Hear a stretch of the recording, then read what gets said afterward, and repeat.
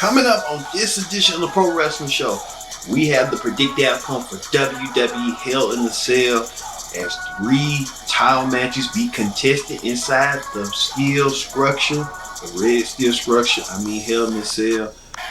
These 3 title matches are personal and it has grudges all over. Plus we'll have the undercards for Hell in the Cell, in addition to hot topics, the latest in wrestling news and information throughout the week. Man, we got a lot of load to talk about. Man, all this and more in the Pro Wrestling Show starts right now.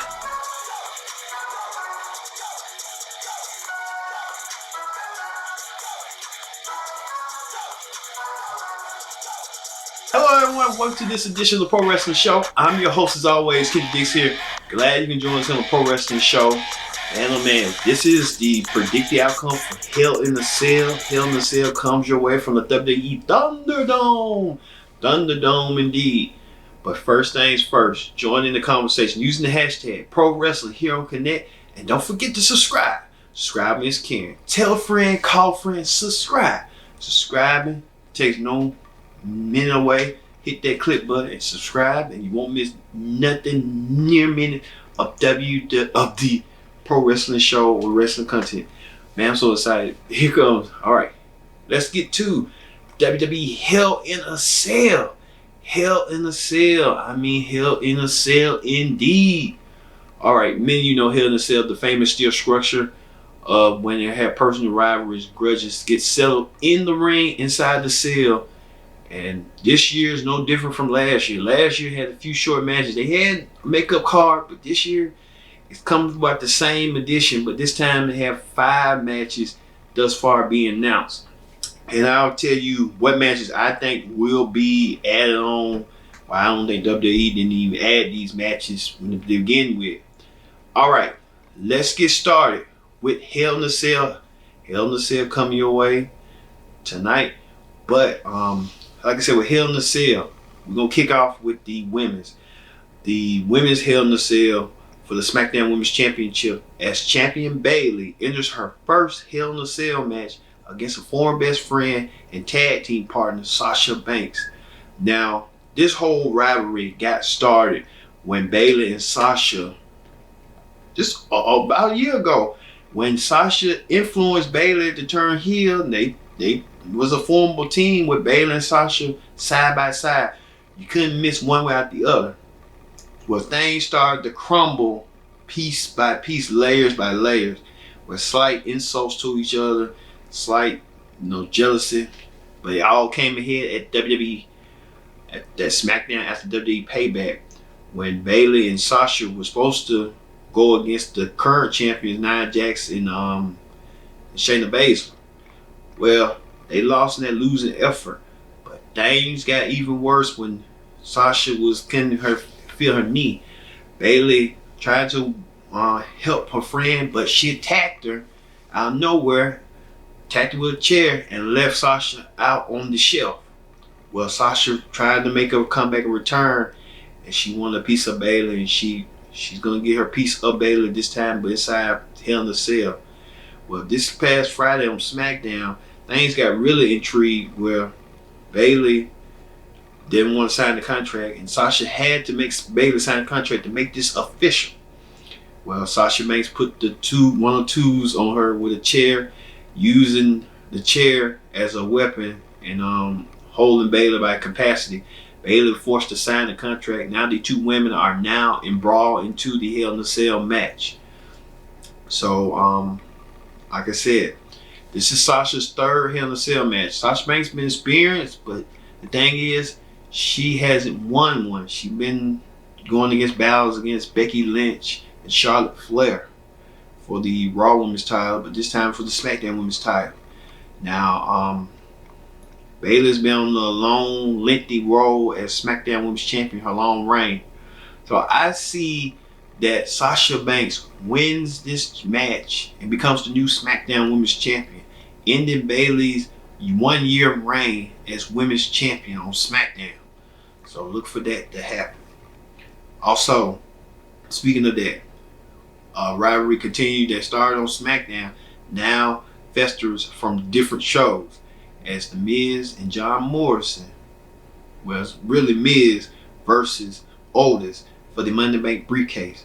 Now, Miz and John Morrison and Heavy Machine were Otis and Mandy. They've been playing political games. Miz tried to do the favor and call USA Network way before the draft to get Mandy Rose traded from SmackDown to Raw. Miz was successful in that. They left Otis without his girlfriend. And when the draft came, Tucker was sent to Raw, leaving Otis all by himself on SmackDown. So I think this week it continued on. Many people know it's obvious what happened. Miz and Morrison went against Tucker and a tag team partner that looks similar and resembles to Otis. He said he was not Otis. He's like some Mexican lucha libre or something. Well, the lucha libre won, and it continued on SmackDown, where I don't get why WWE tries to put the Raw stars on SmackDown after the draft, and you should know it's completed. I don't get that logic, that thinking, where keep that on Raw, keep that on SmackDown. They had to promote each other. I'm like, oh God, they don't know what they're doing. Vince, you don't know what you're doing. Bruce, you don't know what you're doing. But they had their version of Wrestler's Court, where Miz and John Morrison were the plaintiffs, and they went against Otis as the defendant. Otis had to defend himself, and they had cast of characters including Ted Long, Ron Simmons as the Bell, Oscar. It was just so many people that was on Rey Mysterio. I was like, what in the world? And JBL was the judge. He served as the judge. JBL came with his verdict. Miz tried to bribe him with some more money, but JBL was enticed. But JBL made the decision that at Hell in a Cell, Otis will go against Miz for the Money in the Bank briefcase. So we'll see on that. Could Miz be reliving what he did 10 years ago and bring it to fruition? I want to say they're trying to figure out ways to get that briefcase out of Otis. And then you want to say Miz might win it. But then I'm going to go with Otis, because Otis going to find some form of fashion to keep that briefcase. And Miz and Morrison going to be so like thinking they got it in the bag and then they screw it up. So look for Otis to win that match. All right. And another match that came from SmackDown that's on Raw, as Jeff Hardy goes one-on-one against Elias. Elias still returned from his injury, and Elias blames Jeff Hardy for his missed troubles, for him running him over while he believes Jeff Hardy was drunk. Well, that's going to come to fruition this week, one-on-one, where Elias did his concert, and now they're looking for Elias to be the next star in the process on Raw, to be pushed. And then when you think about it, Raw got 3 hours, so people, you're advocating that time. Raw's a longer show, SmackDown's somewhat like a secondary show, but SmackDown's and Raw about equally the same, the roster. Jeff Hardy interrupted, disguised himself as a band rock or something, one of the oldest bandmates, and knocked Otis senseless. So look for Elias to win that match over Jeff Hardy, as Jeff Hardy pushes him over. All right, we'll have the second half of the Pro Wrestling Show predict the outcome for Hell in a Cell with the 2 World Championship matches. That's really personal, and I mean really personal indeed. But coming up next, we'll have hot topics as we talk about what's going on, the ips and rounds throughout the week of wrestling. All this some more when the Pro Wrestling Show returns after a minute.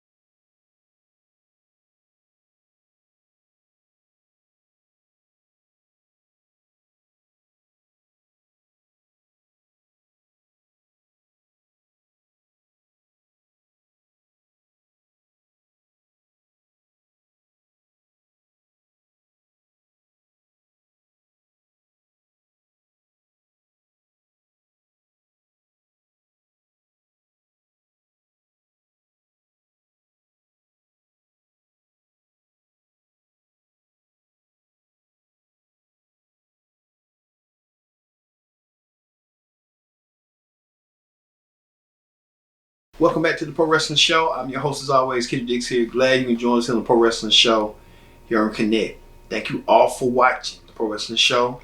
But don't forget to subscribe. Subscribe is king.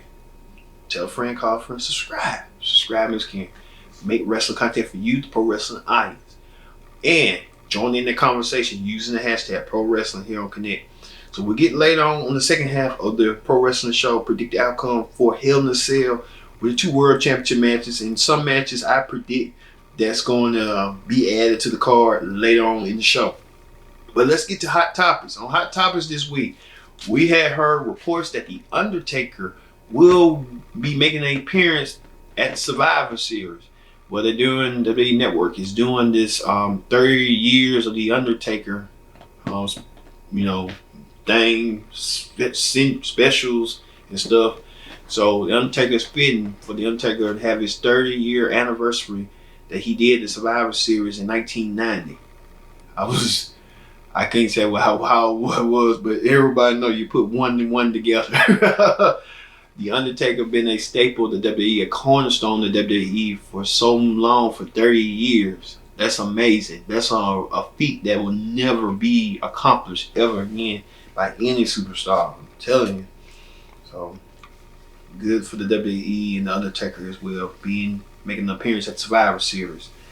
Also, the WWE's been under investigation as of late with their hot spots being COVID-19, the testing, with the WWE having it at the Performance Center, the Capitol Wrestling Center, Full Sail, and the Ombre Arena, what they call it, Thunderdome. So they're being investigated on the COVID testing. So we'll see where they're gonna go, with that. Also, speaking of that, they said that WWE lied about quarterly earnings to 5 wrestlers. Well, Stephanie McMahon made this tweet recently this week that she said about the WWE community, about being Corporation of the Year. Well, former WWE superstar and current AEW superstar Jake Hager, familiarly known as Jack Swagger, made a comment and said something about why WWE fired his 300 workers. Stephanie made no comment. Wow. That's some guts right there. Jack Swagger don't care. He don't care. He just don't care. He don't care. Woo. He just don't care. Also, Roman Reigns' cousin wants to join the WWE. You might have known as Lance and why might want to join, but WWE probably looking at it like they want to put the Usos and everybody else. So we'll talk about that on the hot top on the second half of Predicting Outcome, what's going on with that. So it's just a rumor and stuff. Let's see. But his other cousin, Jacob Fatu, I don't see why WWE ain't got him, and he in MLW. Come on, somebody AEW need to get him. But see, you don't want to put him out with AEW trying to do like the Hogan factor, just feed him the monsters, and they ain't working. There they go. But it's working. They putting the monsters down, but it's like the Hogan system. You go against the monsters. You got your toys and stuff, and then you go from there. You know how it go. Y'all know how it go. Also, former NXT champion Killer Kross, who relinquished the championship during Takeover, he's coming back strong. He showed a video of him and his girlfriend Scarlett Bordeaux. She's lovely. Him and another a lady getting him back to Road to Recovery. Look for Killer Kross to come back on NXT and take over from there. It's a lot of chaos going on in NXT. Like the champion not. Ridge Holland was supposed to get a push. Finn Balor with a broken jaw. Man, woo. Also, WWE legend and Jake the Snake Roberts says Bret Hart was a terrible WWE World Champion. Ooh, coming from Jake the Snake Roberts, who's never been the World Champion, and he tried to manage Lance Archer to be a World Champion, couldn't do that. So Bret Hart went back and said Jake the Snake Roberts don't know what he's talking about. So Jake the Snake getting a lot of backlash, as you know. Also, veteran WCW wrestler passed away. Got his name, but he passed away from COVID-19. our thoughts and prayers are with him at this time, at this moment. Also, on SmackDown, you saw Shorty G requests himself as Chad Gable. Now, Shorty G has the talent, ability. He reminds me of Kurt Angle when Kurt Angle was in his prime, way back like 20 years ago. Got the gift for gab, got the potential, but I guess Vince not looking at that. Vince gonna want you to be taller. I'd say if Shorty G was about 5'11", 6 foot, he'll get Vince McMahon attention. But Vince McMahon, and Shorty G knows it. Vince McMahon, I think once Vince leaves the WWE some way, somehow, then I think the smaller wrestlers will get pushes. You know, you can thank AJ Styles and Daniel Bryan for, you know, the smaller wrestlers to get somewhat of a decent push and be under McMahon's radar. When McMahon looked at Hogan and Cena and everybody else, it's like they're 6 foot something. They got Hogan was 6'7", 6'8". He's the man. He's the man. You can look at that and you look at body guys too, which that's okay. But you want a mixture or a variety, array of wrestlers, not just I got to have a body guy. I got to have a guy that's a giant. Come on, Vince. Come on. Short G should be able to get a decent push. Also, Raheem Rajo signed a new multi-year deal with Impact. The current X Division champion signed a new deal with Impact. So, you know, he's getting pushed by Scott D'Amore. I know that for a fact. Scott D'Amore likes him. Also, Y2J and MJF had the Ladell Dena. I didn't even pronounce it right, but it was seeing that, I was like, what in the world? They were supposed to have a discussion, and then they went from discussion to a Broadway musical. And I'm thinking to myself, like, what in the world is going on? They're dancing with scantily women, which ain't nothing wrong with that, but it was more like Broadway than wrestling. And I said, I know Vince McMahon wouldn't even, you know, try to get into that, but the ratings did okay with it, but I don't know. It's just wild to me. Also, Abaddon, who's an AEW women's star, she got injured and hospitalized with the AEW taping this past week. So I don't know what they're gonna do with that. They probably gonna can that match, but we'll see. I heard that somebody, another person coming to the AEW. They might well make AEW the place of WWE rejects. I'm just saying. Also, a former MLW star, Teddy Hart, jailed in Texas and was declared a fugitive. This is wild. Teddy Hart declared a fugitive in Texas. Wow, Teddy Hart had a good career in MLW. He was signed a WWE contract as 18 or 17. What happened? It's just like, wow, he could have been next Bret Hart. And he just, drugs, sex, and rock and roll took over from there. Also, Impact announces they're going to give away Impact Plus for this weekend only. So, free version Impact Plus to promote Bound for Glory, the pay-per-view. So Bound for Glory comes your way, hey, this past weekend and the matches and stuff. But by mention, if you want to watch Pro Wrestling Show for the Impact Bound for Glory, you can go watch it back in our archives. It should be like the next video to it. Just watch back and see what matches that I predicted from Impact. So we tried to be more equal and give Impact fair treatment. We don't cover Impact as much, but we try to give it like a decent, since it's on pay-per-view and stuff. So hey. Also, Daniel Bryan admit on Talking Smack, the WWE network show, that he's in his last run as a full-time WWE superstar. Daniel Bryan coming to terms that he wants to be a father. He wants to be family first. So since he's a dad to little kids, he wants to spend time with them as much as he can.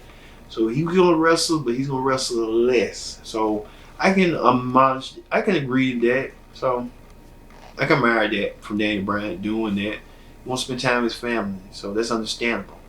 Making money, making good, decent money, making money that you never thought you were making. You're making it, wow, you know, in the biggest promotion in the world. to be at. So you got that, and then you got the reality show with the Britt Bella twins, and you got the YouTube channel. So Danny Brown should be straight, and then who never know, you might want to do a wrestling, you know what I'm saying, more wrestling school. So you never know. And finally, WWE wants to have his superstars to do mandatory, like counseling for healthy relationships. WWE, in the wake of the that movement going on, I forgot that movement, but on the movement with the Speak Up movement, where women from all wrestling promotion, women and men and all wrestling promoters who've been abused by other promoters, wrestlers, and speaking out, and WWE shed light that they want to help and promote active, healthy relationships among the superstars and their spouses, so prevent less domestic violence. So kudos to WWE on that. And I know who's championing that. Stephanie McMahon's championing that because she's part of the marketing department. She's the head of the marketing department going forward. So, like, all right, that ends hot topics. Let's move back to the second half of Predict the Outcome for WWE Hell in a Cell. All right.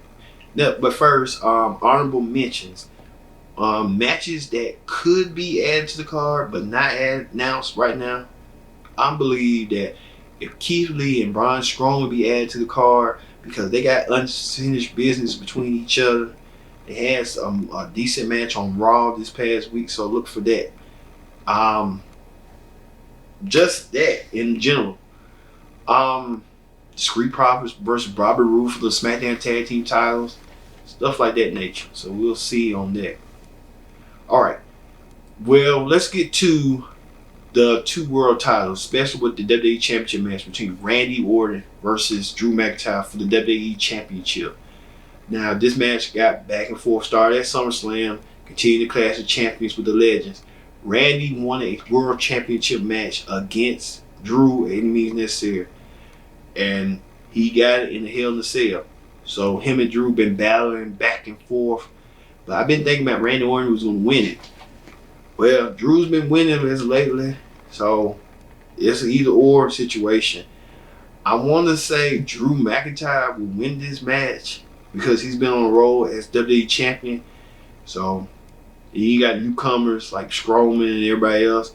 So look for Drew to finally put the kibosh on Randy Orton. And hopefully, if that's not, I'm wrong, then I can't be right. You know what I'm saying? So look for Drew McIntyre to win the match and retain his world championship. And finally, the main event, Roman Reigns versus Jey Uso for the Universal Championship. Now, this rivalry been kicking wind too at Clash of Champions when Roman mercilessly beat Jey down. Well, Jey wanted to get back up because Roman wanted Jey to acknowledge Mr. Tribal Chief. Jey didn't want to do that. His brother didn't want to do that. So it comes to a head between this family feud. And gasoline hit the feud even more on SmackDown when the consequences were going to be made. Roman told Jey that if he loses to him, Roman said he will quit as Universal Champion. He'll quit as the head of the table. He'll quit as the face of WWE. But if Jey loses, Jey has more to lose. Jey will be disowned by Roman, his wives, his children, his own grandchildren, we even have some, will be disowned. So this match is going to be heavy and it's going to be personal between these two cousins coming to a head. Look for Roman to win is obvious. But I was thinking they were going to do like you fall in line, which I'm thinking it's going to happen. They will have to fall in line and join Roman into his stable and take Roman's orders when Roman wants them to attack somebody that's a threat to his championship. And then they may also mention that Goldberg might want to come into the fray. So look for Goldberg to come into the fray some way or somehow, probably Royal Rumble season. So look for Roman Reigns to retain his Universal Championship over his cousin Jey. I'm telling you, I think it's gonna be the last match of the night because that's a consequence match, and you want to see who's gonna leave out. Roman is the face of WWE, so they would book that last. Whew, Lord, it's a heck of a class of champions. I'm telling you right now. All right, thank you all for watching this edition of the Pro Wrestling Show for Hell in a Cell. Man, it's gonna be a Hell in a Cell with those rivalries, those predictions, and that outcome. I've been your host, Kendrick Dixon. We'll see you next week for another edition.